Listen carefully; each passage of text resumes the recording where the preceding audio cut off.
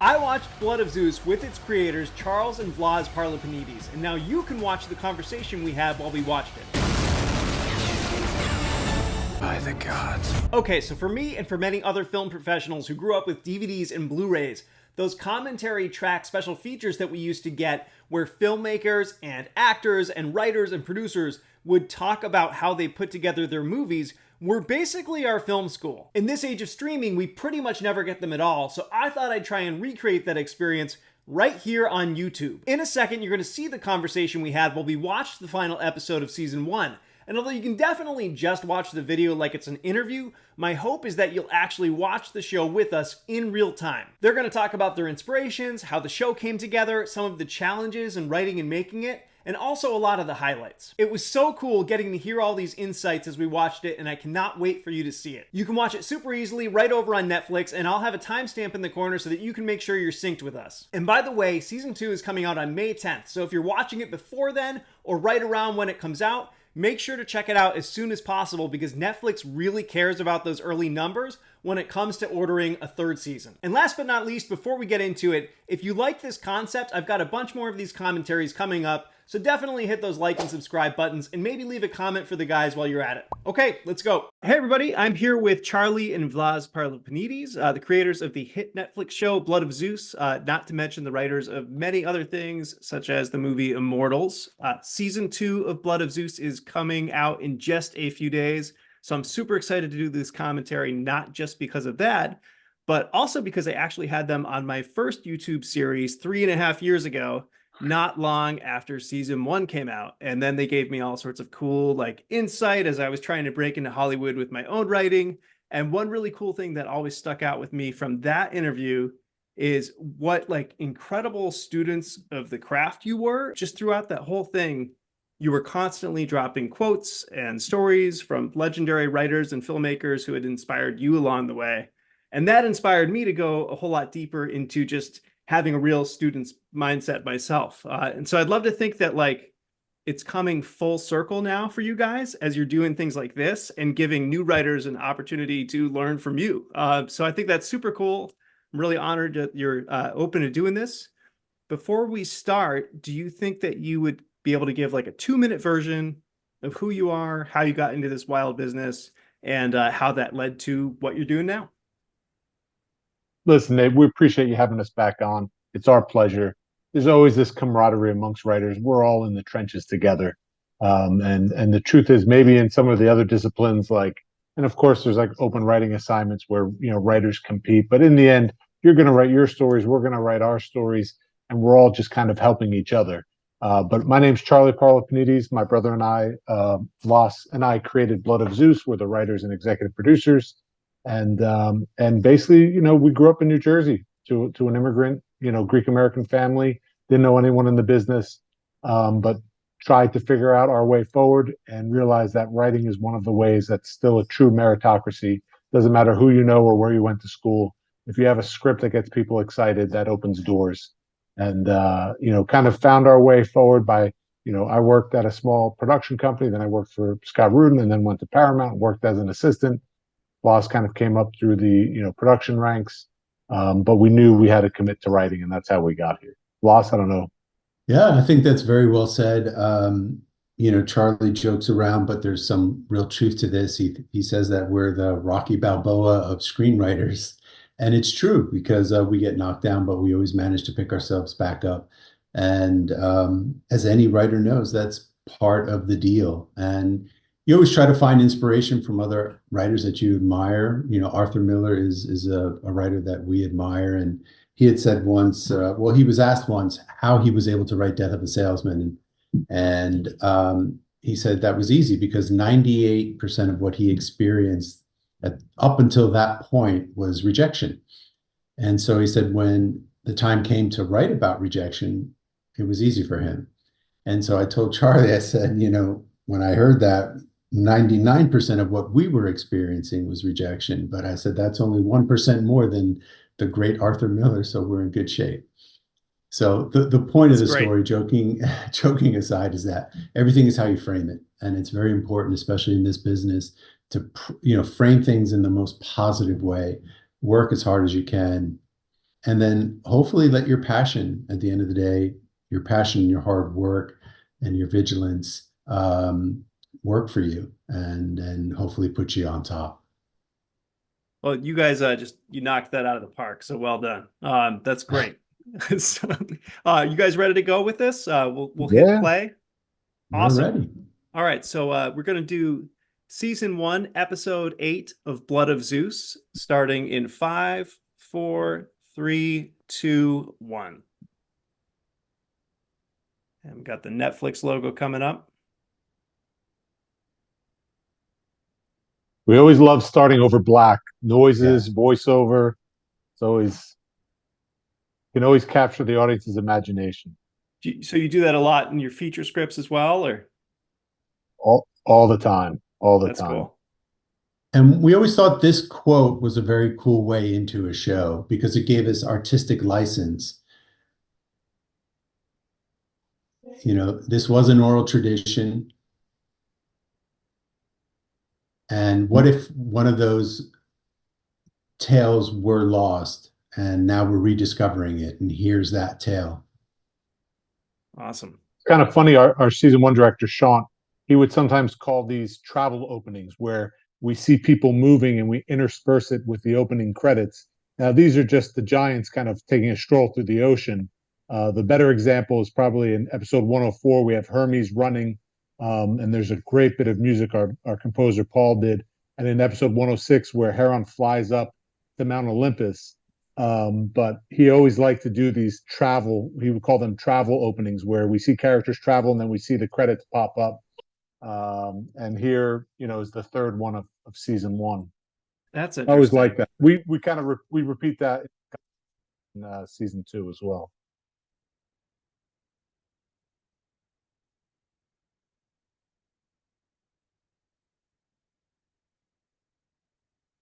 And then this was Sean's idea when he first pitched this to us. We said, "Oh, this is a great idea."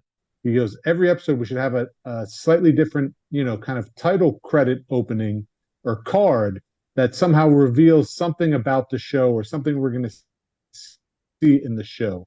That's cool. And we thought that was just a lot of fun. And I know X-Men '97 does that, and I love that because that's one of the greatest opening credit sequences ever made, and they just tweak it ever so slightly. Like if there's a different character in the episode, they add him into the opening credits.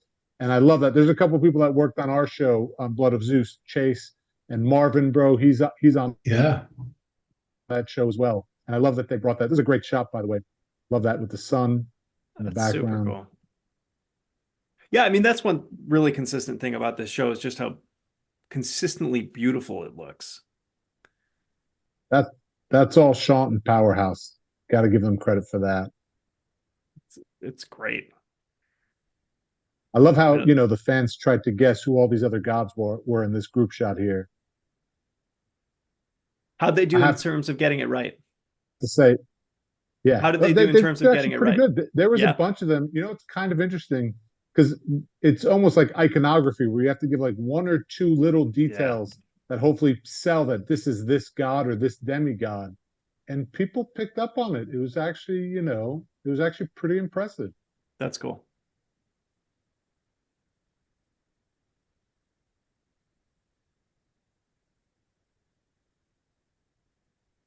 It's funny because in real mythology, in Greek mythology, each giant was a bane of one of the 12 Olympians, meaning that he was created to go kill that Olympian.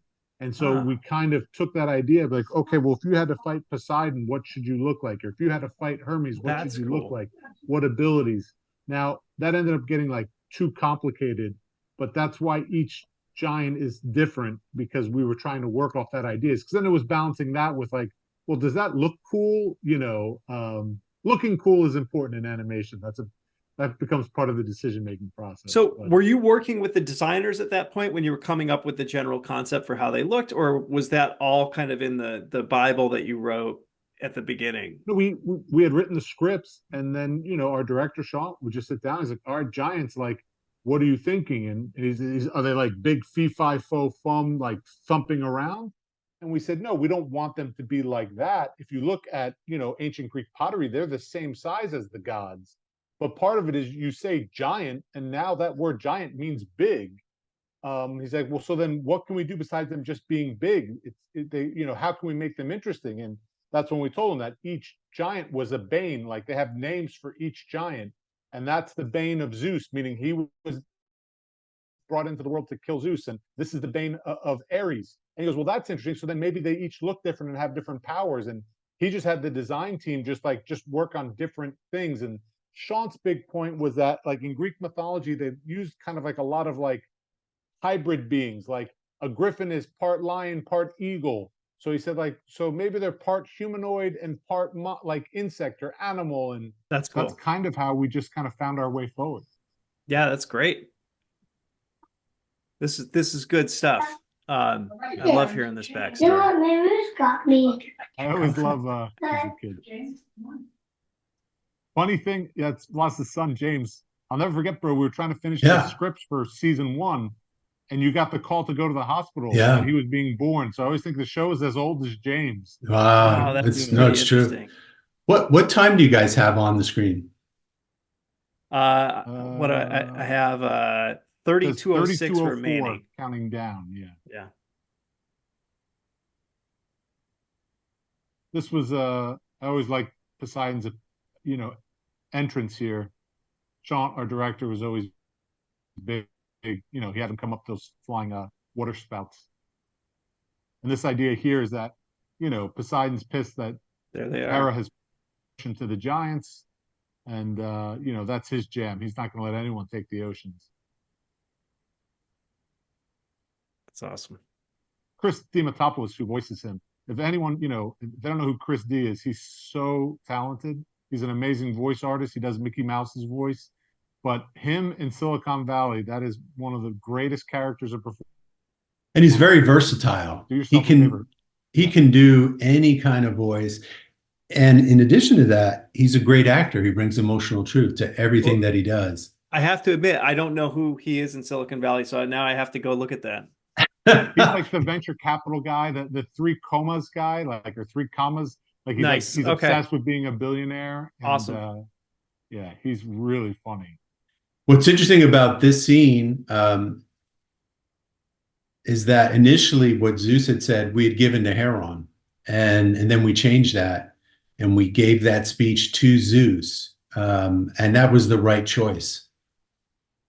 So what prompted that? For what the plan of attack should be. Exactly. In the script, we had Heron kind of pitching it like, no. Zeus, he's the king of the gods. He's the OG. He's the leader. They're coming to attack there. The director prompted that. And we had a conversation with him, and we're always open to. Our mantra is, as you know, Nate, is best idea wins. And He mentioned it to us, and we said, you know what? That makes sense. You're right. And we went ahead and changed it. Cool. For people wondering at home with animation, you write the scripts. Then we have a process where we go through the scripts with our director. Then you do the audio record, the voice record. So you cast, you get actors, they read the lines, they record the lines, and then the board artists use that to build the scenes off of. When Sean pitched that to us before the record, we're like, that's a good idea. And Jason O'Mara, we knew he would be great. His audition was awesome. And we're like, yeah, let's give that speech to Zeus. Now, I remember a long time ago when we did the first one of these, you said that you were limited in kind of the number of sets that you could have, right? So that, were you working with the artists kind of early on in the process as you were writing those scripts? I know that you said that you wrote the first one kind of on spec, but then after that, episode we wrote on spec. The big lesson that we learned is that in the contract, they're only going to animate 21 and a half minutes. So it's not like, say, it's not like we're on NBC where you have to be, I don't know what the number is, 23 and a half minutes because they have commercials. Right. It's that the show can be as long as we make it, but they're only going to pay for 21 and a half minutes of animation. And so what was helpful is that, a friend of ours who writes in animation, Netflix had told us, write 26 pages, 28, don't worry, we'll figure it all out. And this guy, Dan, was like, don't listen to them, make it 22 pages. because like you're going to end up having to lose stuff later and it's going to be that much harder. And then Sean our director echoed that as well. So you write the scripts and then you're working with the board artist, because then what the director does is that he gives 3 pages to this board artist, 3 pages to that board artist, and then they're working on those scenes. And sometimes they'll say, well, you know what? Does this make sense? Does this work better if we do this or if we flip this? But at that point, if you've done the records, all you can do is work with the dialogue that you have. So you can shrink stuff, you can take stuff from other scenes and move it in, but you're still working just with those raw materials, if that makes sense. Yeah, so they're not paying for people to come in and re-record things. They're not doing it. The first season we had no ADR. Wow. The second season we had, because we did well, we got a little more money and we were able to do ADR. Sure. But in season 1, no ADR. Whatever we recorded back in 2000, whenever that 19, was. It's crazy, bro. January. I mean, I feel like a lot of filmmakers are watching this right now who like understand how important post is, and they're like freaking out that you didn't have like that in your arsenal. I'd forgotten that, but that's exactly what happened. We did not. That's crazy. We didn't have money for ADR, and it is crazy. And part of it is too, like, there is that extra pressure to get the scripts right, because that's what it is. We thought going into this that, we were a little delusional and thinking that, oh, this is how they make, animation at Pixar. And you get, Pixar. Yeah. And you can like go in and change whole sequences, and like, no, it wasn't like that at all. We just didn't have the budget. We had a very, healthy budget, and we're very grateful to Netflix. Yeah. But it wasn't like that. It was like what you wrote, that was it. And like Charlie said, what you recorded, that's what you had. Pretty amazing. Yeah. That is interesting. Jason O'Mara is great here. His speech, always love his performance here.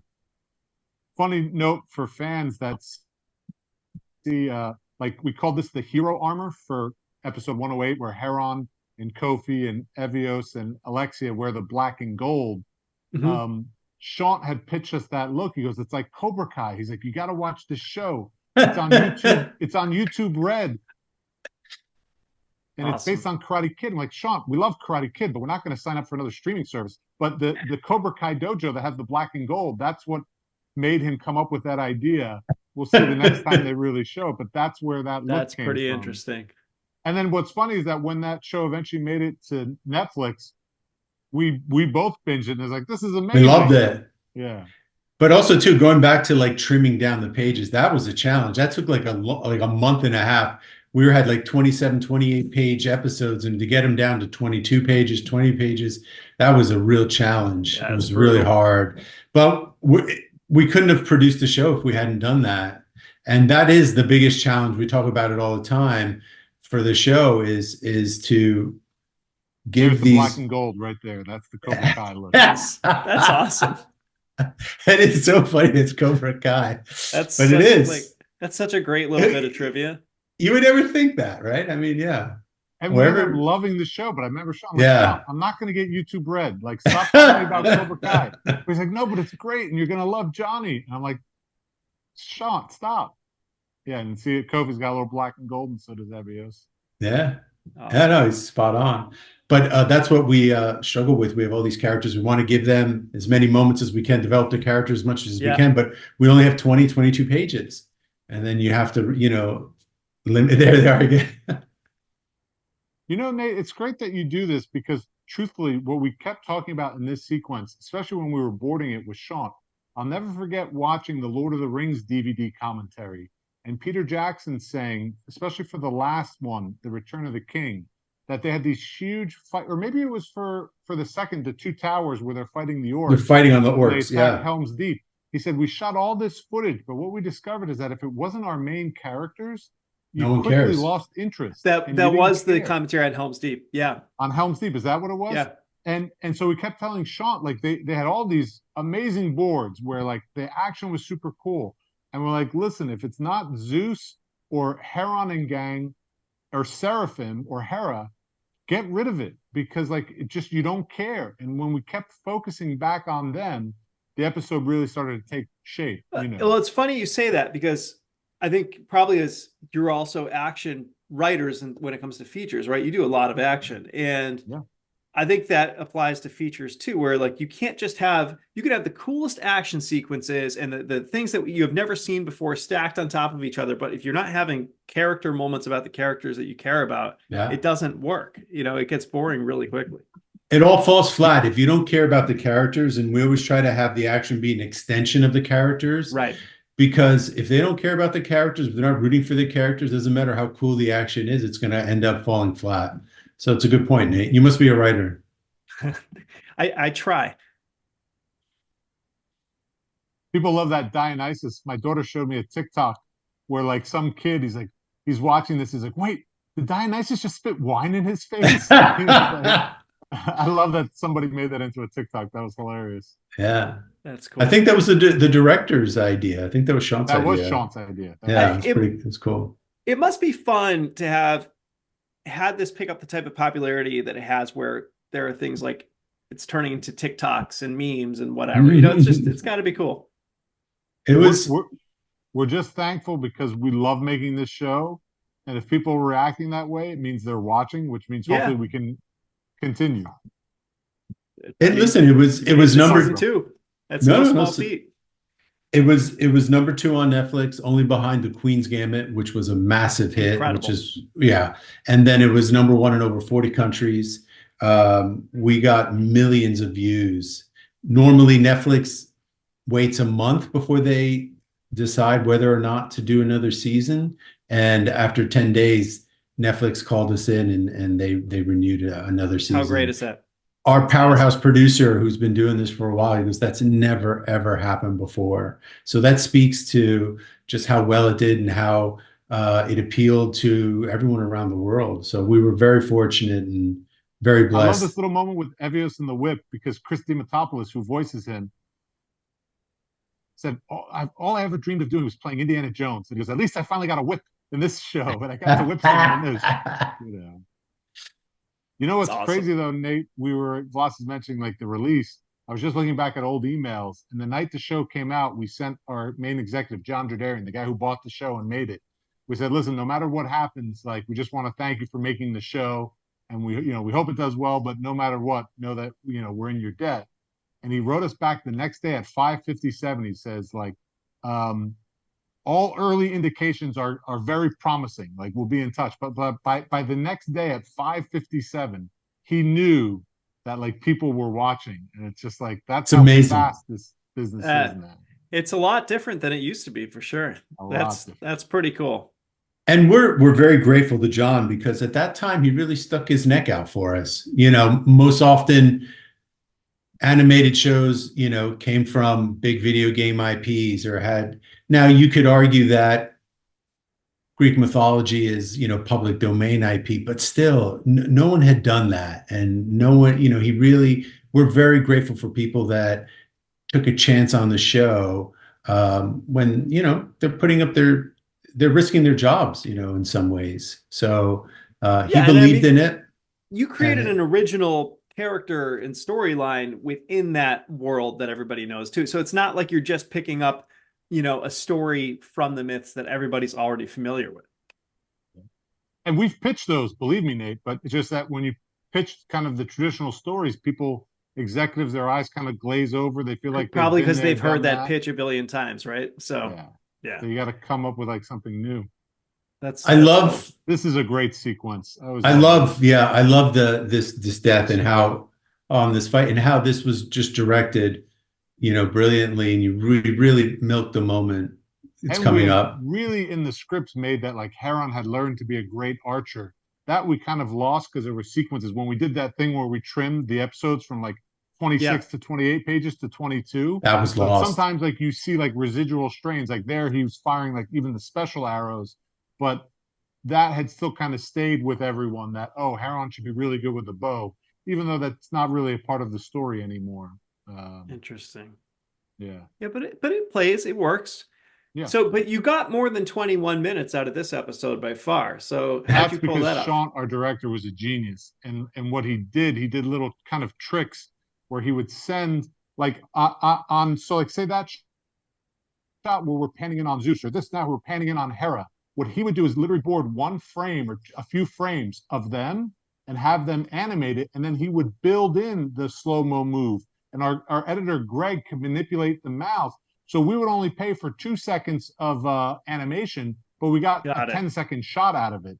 So that That's was just cool. Sean's 20 years of experience, and Greg Lewis, our editor, who is just brilliant. He's so good.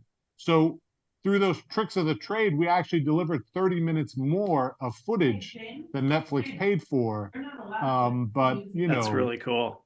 yeah. And did you know that going into it that you might be able to script a little bit heavier here because he'd be able to pull that off, or?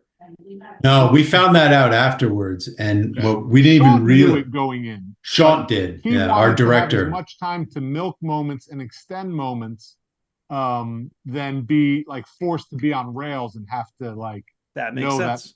that we're moving. That's cool. Yeah, I love this little sequence here, and you'll see. And flashbacks are free. Yeah. When you flash back to footage you already have, it makes the episode longer, but you're not paying to animate it. Right. So that's why that became part of the storytelling. Cool.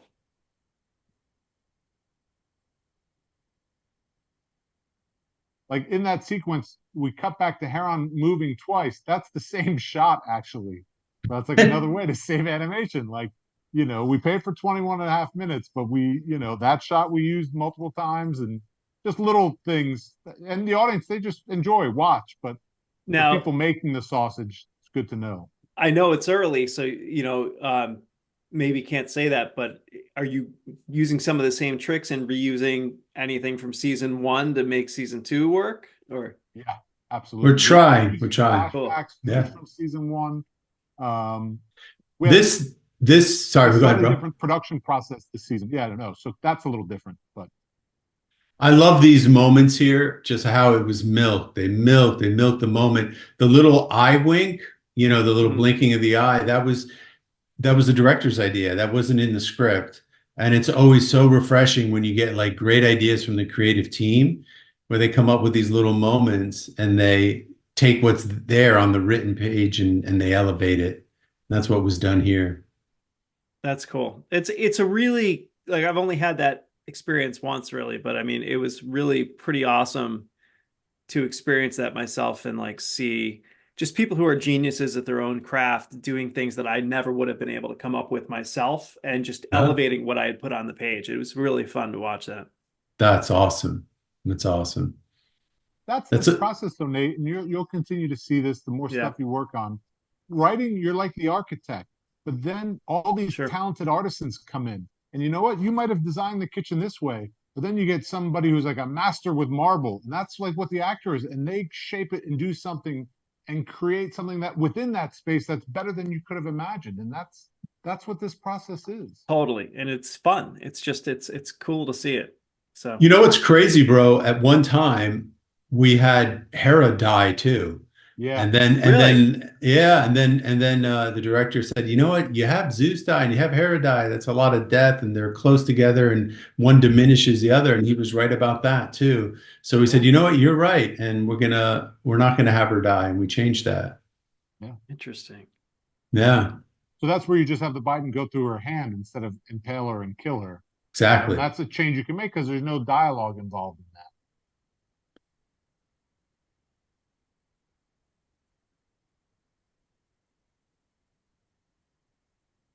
It's funny because like I know like Champ boarded that. There's certain shots that like different, Marvin, did a sequence before. Yeah, it's so true. Back to like stuff Will did. God, like that stuff. So those sets look so good. It's beautiful stuff. That was Jesse Piles in Austin, at Powerhouse Austin. Yeah, he did all those, background and sets, and he would create 3D models of them in this Blender program. I was wondering. Really cool. He's great. It's really second all that. It's hard to do this sequence too, because there's so many characters that you have to kind of keep track of, and it's done brilliantly here. I mean, it really is. Sorry about what's funny? Because I remember this sequence now. when Sean called us, he said he was just like burnt out. It was like the end of the show. And he's like, Yeah, I need help here, guys. I need help here with the flashbacks Telling that him are, yeah. So he goes, listen, I just need help in the flashbacks. What are we going to see? I just need to know what we're going to see. So we're like, okay. And we went through it, Charlie and I, we brainstormed and we came up with some. And we wrote it out for him. Literally wrote them out. But then we, sometimes you overthink something and we're like, oh, Sean, maybe that's too many. That's too many. And we're overdoing it. And he's like, no, it's fucking awesome. Everything they put you're them all about in. to see here now, where he stops and we flash back and think, we literally wrote out like, well, maybe we use this line from this episode and this shot. And then, but like you said, like, then it was like, there's like 3 or 4 flashback sequences in this fight. And like Vlas said, after we sent it the next day, I remember, we were talking over Zoom. I'm like, did we send too much stuff? We sent him a text like, no, we gave you too much. This is going to be, and I love this. And Charlie, I think, loves it too. Just milk the moment. Totally we love that. It works great. Yeah. It's why there's a lot of fans, sorry, bro, a lot of fans that love this last episode. You ask fans like, what's your favorite episodes? And this one came up quite often. It's awesome. Will, who passed Oh away, yeah, bro, he did this, right? He boarded this fight. He did such an amazing job, and he was just like a prince of a guy. He was the nicest guy. He directed a couple episodes of Invincible for animation fans out there. He passed away, man. He's such a good guy, and I mean, his work here. He did all this stuff. It's a beautiful sequence. And the claw into the face, that was Will's idea. He saw that in some like old kung fu movie. It's cool. Which one was that, bro? Will told me. I don't remember. Yeah. I do love hearing about these influences, like the old kung fu movie for the Claw, or like the Cobra Kai for the. It's cool, like to And then this idea of driving the Biden, that's from a comic book, Is it? a Frank Miller comic, where to kill the demon, the samurai Ronin drives the sword through himself to stab the demon on his back. And we had always told Sean, even from the script, we had written that in, but we said, oh, this is the inspiration. It's what he's going to do. They love that. Cool. From Ben-Hur, the training when Heron goes back to Olympus. We told Sean how much we love Ben-Hur. So when Ben-Hur races the chariots, when Charlton Heston races the chariots in Ben-Hur, he's got that, not so he gets sued, but a very similar outfit. It's awesome. True, all true. So you have you have Ben-Hur, and you also have Cobra Kai, which totally makes sense. Kung Fu, and it all. I love these flashbacks. Kung Fu.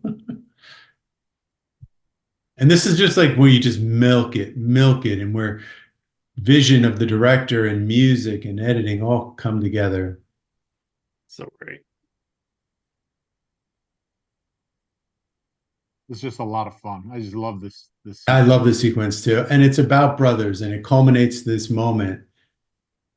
And that was always the idea for the show, to do kind of the Hercules thing where you have 2 brothers. But you know what, though? Another change, sorry, bro, I didn't mean to jump on you, was that there was one version of the script where we had Heron slinging electric bolts or lightning bolts, and that was a mistake. And we really said, no, it's going to be building to this one single moment where he does it at the very end here. And that's the much better choice. You definitely made the right call, I think. I mean, this moment's so good. It's the moment. It just all builds to one moment. Like, just earn it and then milk it. Yeah.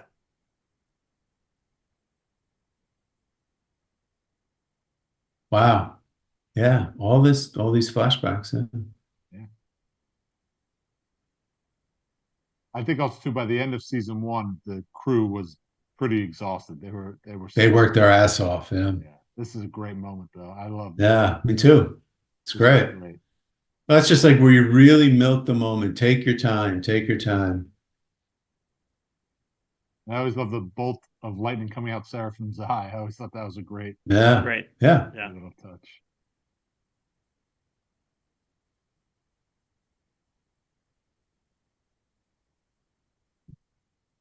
And then I remember too, we had that scripted that the last giant Porphyrion's like all messed up and he reaches for them. But Sean's like, oh, but the brothers should still be embracing, and he uses his brother's hand on the chest. Yeah. And we're like, oh, that's nice, Sean. Another great idea. Poetic. you know. Yeah, that's right. I Because forgot I about think we had that. him like in the script, like he takes it off quickly and presses it, but it's better that he presses it down with his brother's hand, you know, and the two hands are on top of each other. I love that. Great choice. That's awesome. It's always nice when you have like, great ideas like that. Because you can't think of everything as a writer. You'd have to be open as a writer to take in the great ideas and use them. I mean, when you think about what we do, like how much storytelling we pack into such, restrictive narrative structures, it's a it's a crazy thing. And Yeah, like it takes that huge team of people collaborating and working together to pull off something great. well said. Absolutely. So well It takes said. hundreds and hundreds of people. It's It just really so does. crazy. It Yeah. really does. Yeah. This is, as someone said, uh, our Frodo waking up in Riverton, uh, being cured by the elvish medicine, but it's Heron on Olympus. We love Lord of the Rings, so Yeah. I mean, maybe my favorite movie. I consider it one, but it's so good. it's the best. How can you not love those books, those So good. movies, So the good. original trilogy? It's just like amazing.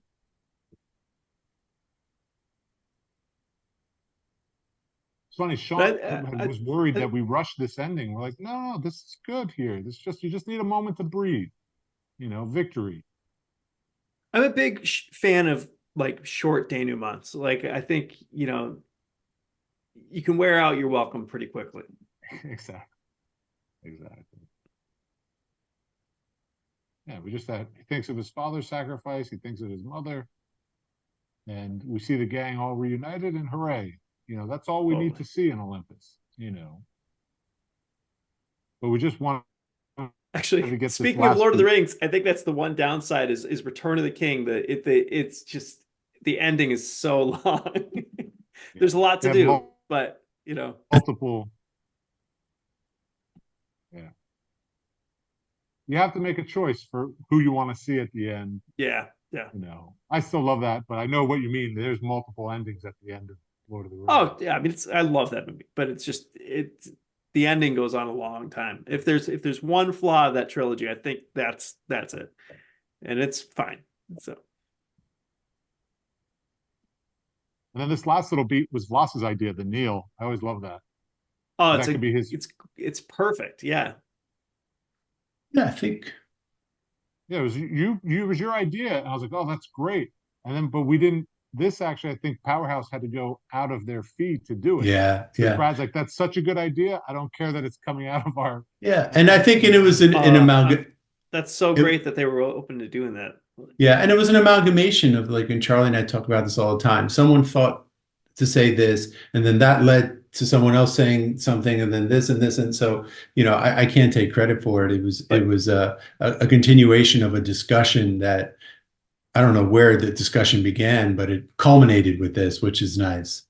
I mean, it's such a good hook into the next season too. I mean, it makes you want more. Well, what It's we always felt too, Nate, to be honest, is that it's like Sisyphus pushing the rock up the hill. Like it can be like perpetual hell. Like that's his punishment. He's now been Yeah. sent to the underworld.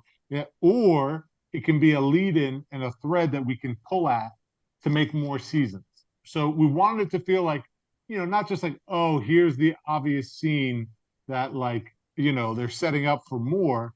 It's like, no, this can feel like if we never get any more episodes ordered, this was a complete story. Yeah, it remains satisfying. Absolutely. Exactly. Or we can pull at this thread and, oh, what's going to happen with Hades and Seraphim? And that's like the first 3 episodes of season 2 is That's about cool. them in a lot of ways. Yeah, it works beautifully for season 2. People are going to love Hades and they're going to love Seraphim It's cool We too put even them because more. he's such a cool character, and killing him was the natural thing for the story, and you get to work with him in a completely organic way in season 2. It's great. Yeah, that's A few right. pretty cool. critics that have seen the show and that are really excited, they said that Hades is their favorite character. That's been across the board. So it's kind That's of cool. interesting. I think people will be I think they're going to love Fred Tatasciore. There he is. That's his name.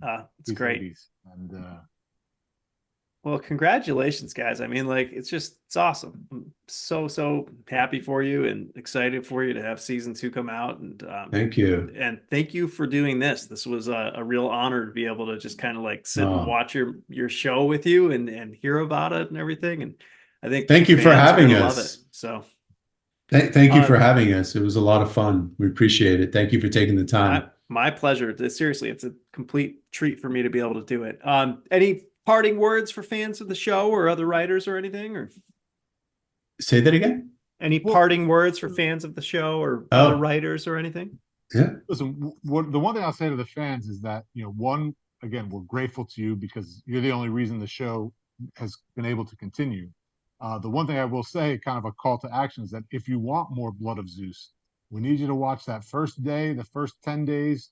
The only things that they count are the first 30 days, but especially that first day and first 10 days, tune in, spread the word, let people know, because we love where this story is going, and we just hope we get a chance to tell it. I second all that. And what I would also tell them, please watch. And even if they want to just play it in the background, they can do that too, and tell their parents to do it, and friends and cousins and whoever. But in addition to getting more Blood of Zeus, there is a Medusa project that we have set up at Netflix. If this second season gets the viewership that it needs, they will greenlight that show. And that show is just awesome. Oh, wow. It's really cool and epic and amazing. How can you not love Medusa? And it's such a cool totally story. Yeah. That's awesome. Yeah, and there's a cross-pollination of sorts, but it stands on its own 2 feet, and it's very cool. And but it's all the same gods, because it's obviously the same pantheon. So you get to see all your favorite gods, but now we're following this story. Exactly. And just want to thank the fans, as Charlie mentioned. We do listen. Charlie runs the site, and also too, God willing, if they all show up and they watch, for a season 3, it won't be another 3.5 years, 4 years. They'll get it much sooner. So I want them to know that. They'll get it in less than a year. Yeah. No way, really? Wow. Yeah. Awesome. So want them to know that. So please watch the show. Tell everyone to watch the show. And again, just want to thank them from the bottom of our hearts, because we wouldn't have a show if it wasn't for our fans. And to all the writers out there, just keep writing. It's the only discipline where you don't need anyone's permission. Nobody has to hire you. No one has to cash you. You can always write. And yeah. And what I would add to that is, like, we are probably the most unlikely of guys to, find some success as writers. We were guys that grew up in Jersey, as Charlie said, kids of immigrants. We had no idea about how Hollywood worked, let alone we didn't have anyone that was in the business. We were as outside could be. And somehow we managed to find a way. So if we can make it, then they certainly can. That's what I would also share with them. It's awesome. Just keep grinding. Keep grinding. Cool. Well, thank you guys. Appreciate it very much. This was, like I said, a real pleasure to be able to do. So thanks so much. Thank you for having us. Always good to see you, Nate.